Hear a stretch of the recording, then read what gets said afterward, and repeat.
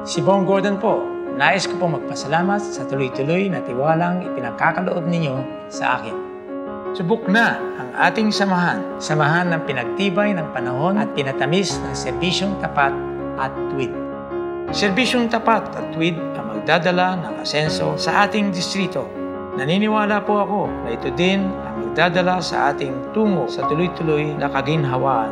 Ang daang matuwid po ang nagbubuklod sa amin ng ating Pangulong Noynoy Aquino. Kaya ako'y kanyang napili para kumatawan sa unang distrito ng Zambales.